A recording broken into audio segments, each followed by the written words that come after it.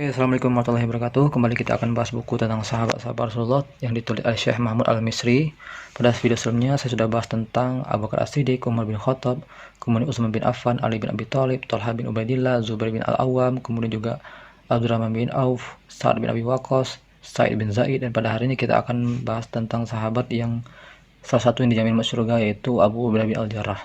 Nah, dia adalah seorang yang dijamin masuk ke surga, dan juga pada waktu hidupnya beliau mendapat gelar dari Rasulullah itu sebagai Amin Hazihil Ummah, orang kepercayaan umat ini, dan dia adalah penakluk negeri Syam yang menggantikan Khalid bin Walid pada waktu itu. Ini adalah hadis yang menyebutkan bahwasanya dialah kepercayaan umat ini dari Anas bin Malik, bahwasanya Rasulullah SAW bersabda, sesungguhnya setiap umat mempunyai orang kepercayaan, dan sesungguhnya orang kepercayaan umat ini adalah Abu Ubaidah bin Al-Jarrah. Pertama adalah tentang Islamnya Abu Ubaidah. Abu Ubaidah ini termasuk sahabat yang masuk Islamnya karena Abu Bakar As-Siddiq. Nah, jadi Abu Bakar As-Siddiq ini luar biasa, yang menjadi yang membuat para sahabat yang masuk Islam gara-gara Abu Bakar itu mayoritasnya nanti akan masuk ke surga, yang dijamin oleh Allah masuk surga. Nah, pada waktu yang awal-awal dakwah Rasulullah SAW, Abu Bakar mengajak Abu Ubaidah untuk masuk Islam, dan akhirnya Abu Ubaidah pun masuk Islam pada waktu itu. Dan beliau turut hijrah ke Habasyah pada waktu itu, ya, ketika orang-orang kafir Quraisy semakin merajalela dalam menindas umat-umat Islam, sehingga di tahun ke-5 kenabian diperintahkanlah untuk hijrah orang muslim ke Habasyah, ya, ke negerinya Raja Najasyi. Dan terjadilah peristiwa di mana orang-orang kafir Quraisy menyampaikan berita tentang bahwasanya adanya kabar bahwasanya orang Quraisy itu, orang Mekah, masuk Islam semuanya, sehingga beberapa sahabat balik ke Mekah, dan ternyata di sana sudah menunggu orang Mekah untuk menghadang orang-orang muslim yang datang dari Habasyah, sehingga mereka hendak berangkat ke Habasyah lagi itu kesulitan. Nah, tapi Abu Ubaidah bin Jarrah pun nanti akan hijrah ke Habasyah yang kedua kalinya. Tidak berapa lama kemudian nanti turun lagi perintah untuk berhijrah ke Madinah. Pada waktu itu Abu Ubaidah bin Al-Jarrah turut serta hijrah ke Madinah. Dan di Madinah Rasulullah mempersaudarakan para sahabat. Dan Abu Ubaidah bin Al-Jarrah ini dipersaudarakan dengan Sa'ad bin Mu'az. Sa'ad bin Mu'az ini adalah pemimpin orang-orang Madinah pada waktu itu, termasuk orang yang berpengaruh di Madinah pada awalnya, di Yathrib itu. Dan kisahnya nanti akan diceritakan di sahabat-sahabat yang selanjutnya. Dan kepada Sa'ad bin Mu'az inilah banyak orang-orang Madinah itu masuk Islam gara-gara dia, seperti itu, karena dia termasuk orang yang dipercayai oleh penduduk Yathrib pada awal-awalnya. Nah, kisah yang selanjutnya diceritakan di sini adalah bagaimana pelajaran wala dan bara dari perang Badar. Jadi pada saat perang Badar, Abu Ubaidah bin Al-Jarrah ini ikut perang bersama Rasulullah SAW. Namun ada satu orang yang senantiasa mengincar Abu Ubaidah pada waktu itu. Abu Ubaidah berusaha untuk menghindarinya, tapi dia berusaha untuk memancing Abu Ubaidah untuk memeranginya, dan akhirnya terjadilah pertarungan, dan akhirnya Abu Ubaidah bin Jarrah memenangkan pertarungan itu, dan dia adalah mengalahkan ayahnya sendiri, sehingga turun ayat Al-Quran dengan kisahnya Abu Ubaidah ini, yaitu tentang tentang bagaimana kita harus loyalitas kepada siapa dan harus berserah diri kepada siapa. Ini ayatnya, itu engkau Muhammad tidak akan mendapati suatu kaum yang beriman kepada Allah dan hari akhirat, saling berkasih sayang dengan orang-orang yang menentang Allah dan Rasulnya. Jadi diceritakan bahwasanya tidak akan engkau mendapatkan suatu kaum yang beriman kepada Allah itu dia saling berkasih sayang sesama berkasih sayang dengan orang yang menentang Allah itu. Ya, sekalipun orang itu adalah bapaknya, anaknya, saudaranya, atau keluarganya. Ya, meskipun dia adalah orang tuanya atau keluarganya, maka dia tidak akan saling berkasih sayang. Mereka itulah orang-orang yang dalam hatinya telah ditanamkan Allah keimanan, dan Allah telah menguatkan mereka dengan pertolongan yang datang dari Dia.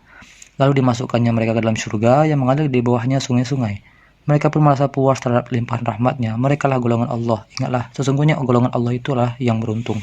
Nah, ini menceritakan tentang Abu Ubaidah bin Jarrah yang telah membunuh ayahnya pada saat perang Badar. Seperti itu. Dan wajar si Umar bin Khattab sempat mengatakan ketika beliau ditusuk oleh seseorang, dan beliau sudah memikirkan harus menggantikan pemimpin pada waktu itu. Nah, namun pada waktu itu Abu Ubaidah bin Jarrah ini sudah meninggal karena adanya ta'awun, atau sekarang seperti kayak wabah corona gitu kan. Nah, tapi pada waktu itu ada wabah juga. Nama penyakitnya disebut An-Awas karena itu daerah sana Amwas ya. Nah, sehingga Umar bin Khattab itu sempat mengatakan seperti ini. Ketika Umar bin Khattab menyerahkan perkara khilafah kepada 6 orang sahabat, yaitu majelis syura'nya, maka dia berkata, seandainya Abu Ubaidah hidup, niscaya aku akan menunjuknya sebagai penggantiku. Nah, begitu Umar bin Khattab berjanji pada dirinya, namun pada waktu itu Abu Ubaidah sudah meninggal dunia. Begitulah keutamaan Abu Ubaidah bin Al-Jarrah. Selanjutnya adalah kisah pada saat perang Uhud. Pada perang Uhud kan pada waktu itu Muslim sempat memenangkan pertarungan.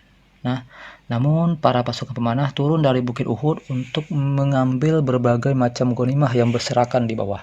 Sehingga tinggallah hanya beberapa orang saja yang berada pada Bukit Uhud. Sehingga Bukit Uhud kosong, sehingga para pasukan Khalid bin Walid, dia memutar bukit tersebut dan dia menyerang umat muslim dari belakang. Sehingga umat muslim menjadi terpojok di tengah-tengah ya. Di depannya ada orang-orang Quraisy, di belakangnya adalah rombongan Khalid bin Walid.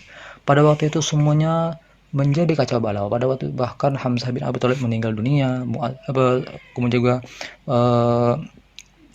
sahabat yang menjadi duta pertama Islam juga sudah meninggal dunia. Maka pada waktu itu terdesaklah umat Islam, termasuk Rasulullah SAW. Dalam kondisi terdesak itu, para sahabat pun banyak yang meninggalkan Rasulullah SAW. Hanya ada beberapa orang lagi yang masih tinggal. Ada sekitar 10 orang. Ada kita sekitar 9 orang palingan ya. Beberapa orang Ansor dan 2 orang Quraisy, yaitu Talhah bin Ubaidillah dan Sa'ad bin Abi Waqqas.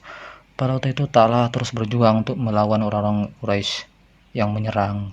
Sa'ad bin Waqqas juga menyerang dengan menggunakan anak panahnya. Namun ada seorang yang melukai wajah beliau, melempari Nabi Muhammad SAW, itu namanya Utbah bin Abi Waqqas. Beliau melempari Nabi Muhammad SAW sehingga gigi seri kanan bawah Rasulullah itu terluka ya, dan bibir bawah beliau juga bengkak nih. Maka datang lagi Abdullah bin Syihab melukai wajah beliau, dan datang pula namanya Abdullah bin Qami'ah. Ia menebaskan pedangnya ke pundak Nabi Muhammad SAW dengan keras sekali mengenai pundak Nabi Muhammad SAW. Namun karena baju Rasulullah tebal, dia tidak terlalu berdarah itu, dia hanya namun sakit betul gitu kan. Nah, lalu beliau si Abdullah bin Qami'ah tadi menebaskan pedangnya kembali dengan sangat keras seperti tebasan pertama itu ke pipi Nabi Muhammad SAW, sehingga 2 ring topi baja Nabi ya, 2 ring topi baja ini pada saat perang itu ada rantai yang bisa digunakan untuk menutup kepala, bagian leher, bagian wajah. Nah, itu dia pukul di wajah Nabi sehingga ring topi itu menusuk pipi beliau, berdarahlah dia. Nah, pada waktu itu Rasulullah kesakitan betul, sehingga datanglah para sahabat yang membantu Rasulullah SAW. Nah, pada waktu itu Abu Ubaidah datang dengan dia melihat bagaimana pipi Rasulullah berdarah dan ada beberapa baja ya, topi baja Nabi di pipi beliau. Maka beliau berusaha untuk mengambilnya dengan menggunakan tangannya. Namun pada waktu itu beliau tidak tega dan akhirnya dia menggunakan giginya untuk menarik ring topi baja itu di pipi beliau, ditariknya sehingga gigi depannya itu tanggal. Nah, begitu Abu Ubaidah berjarah terhadap Rasulullah SAW. Nah, itu kita lanjut. Ini pasukan Zatul Salasil dan keengganan Abu Ubaidah menjadi pemimpin. Ini ketika Rasulullah SAW mengutus Abu Ubaidah untuk membantu Amr bin As dalam peperangan Zatul Salasil. Dan pada waktu itu Abu Ubaidah datang dan beliau menolak untuk menjadi pemimpin pasukan pada waktu itu. Dia lebih mempercayakan Amr bin As ya.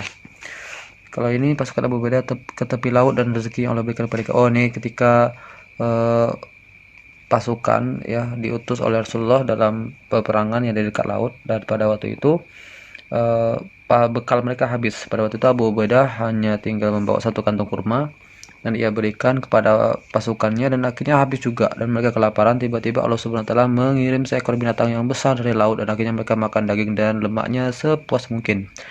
Dan hewan itu sangat besar sekali. Ini ada kisahnya bahwasanya Abu Ubaidah mengambil salah satu tulang rusuk dari hewan tersebut lalu menegakkannya untuk menancapnya. Kemudian memerintahkan agar seekor unta kami yang paling besar membawa seorang laki-laki dari kami yang paling tinggi.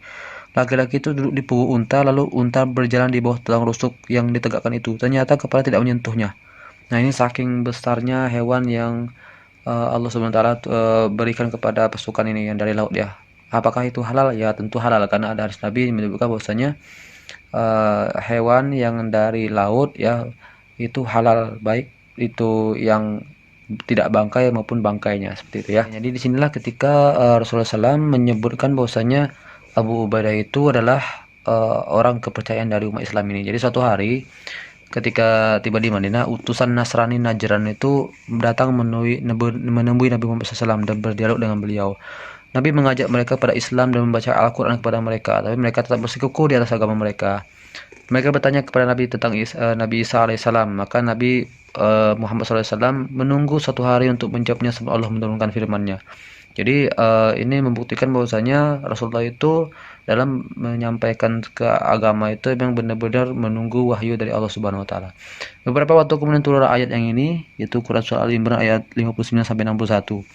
Lalu Allah Subhanahu wa taala menyebutkan sesungguhnya perumpamaan penciptaan Isa bagi Allah itu seperti penciptaan Adam. Dia menciptakannya dari tanah, kemudian dia berkata kepadanya, jadilah, maka jadilah sesuatu itu.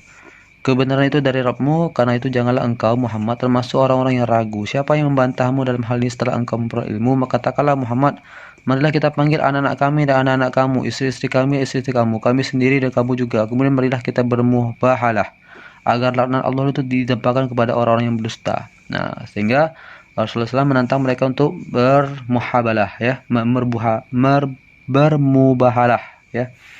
Sehingga pada besok harinya Nabi menyampaikan kepada mereka tentang kisah Isa ini yang telah disampaikan oleh Allah SWT melalui Quran firman-Nya.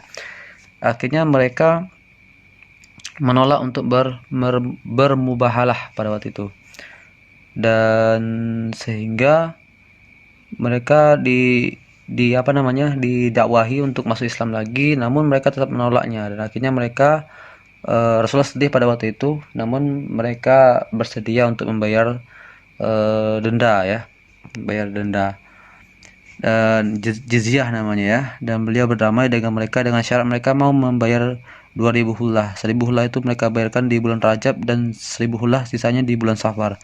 Setiap satu hullah ditambah satu ukiyah. Nah, begitulah kesepakatan mereka.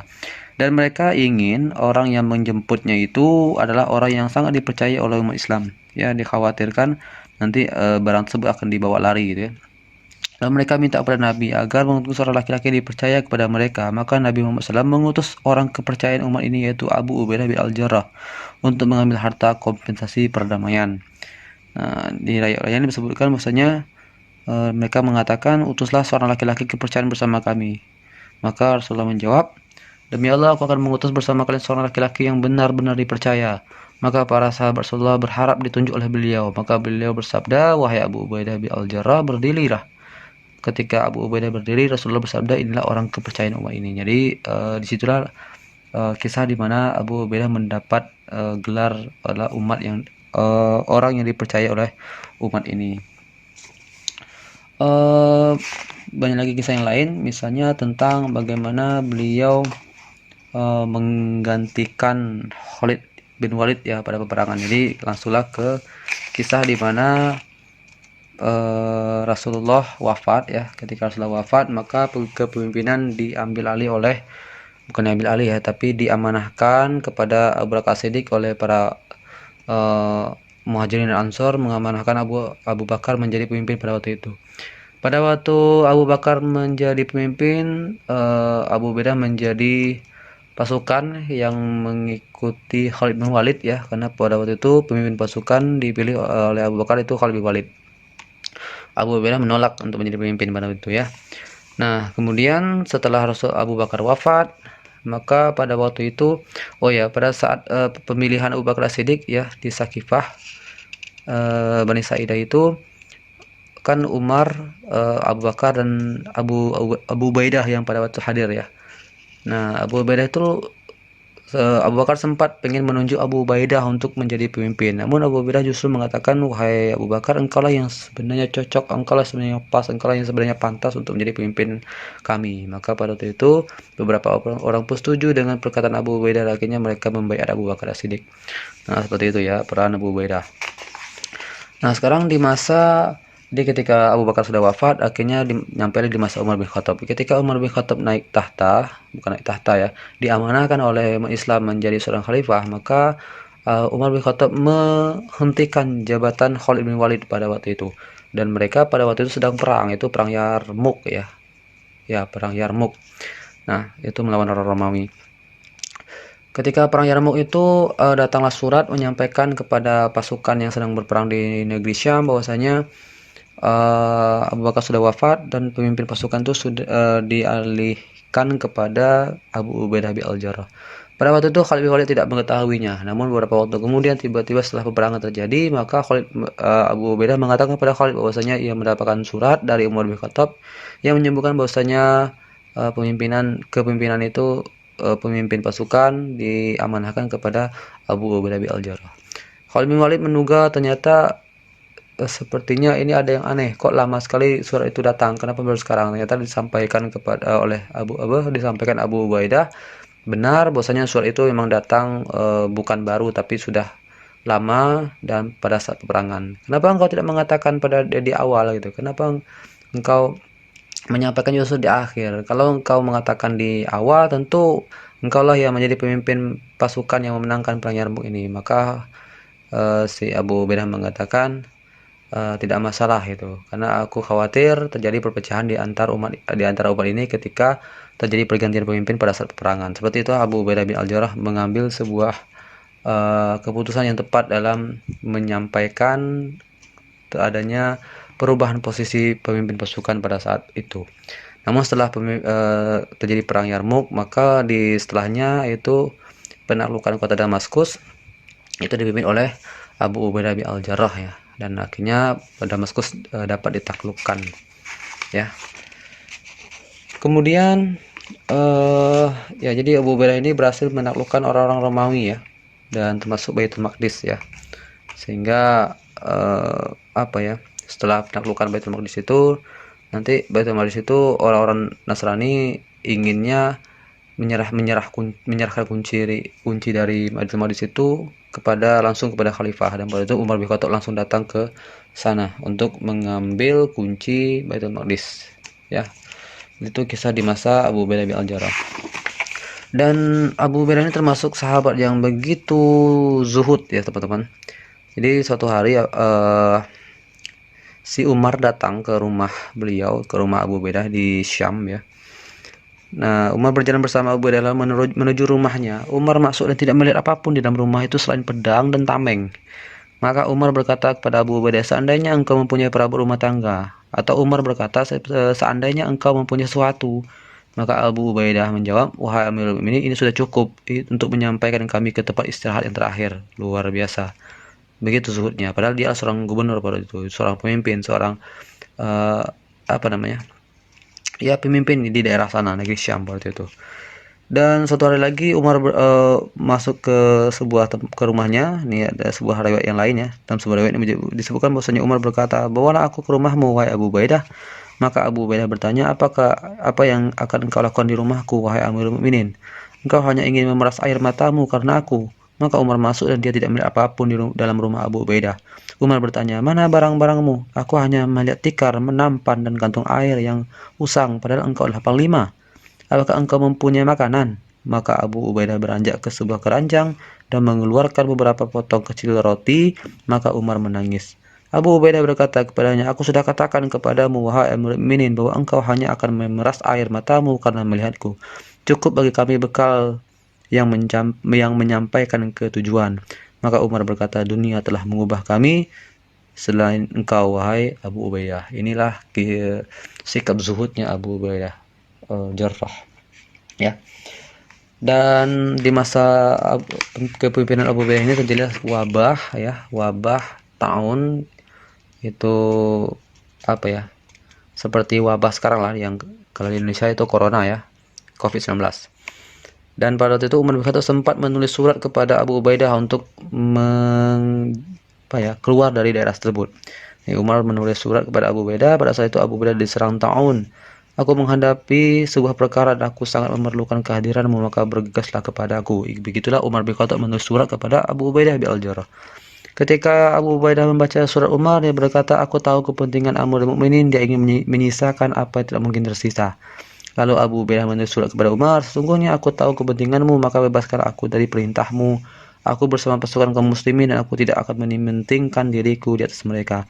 Dan akhirnya Abu Ubaidah ini wafat yang terkena wabah ta'un ini, atau namanya kalau di referensi lain itu wabah amwas ya, seperti itu.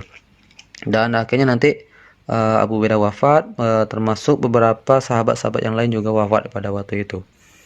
Nah, ini contoh kepemimpinan ya. Jadi ketika musim wabah, maka sebaiknya kita tidak meninggalkan daerah tersebut, atau kita jangan masuk ke daerah tersebut. Itulah dalil yang sekarang sering kali muncul ya di kajian-kajian oleh para ustadz sekarang, karena lagi musim COVID-19 ya. Umar bin Khattab pernah berharap seperti ini.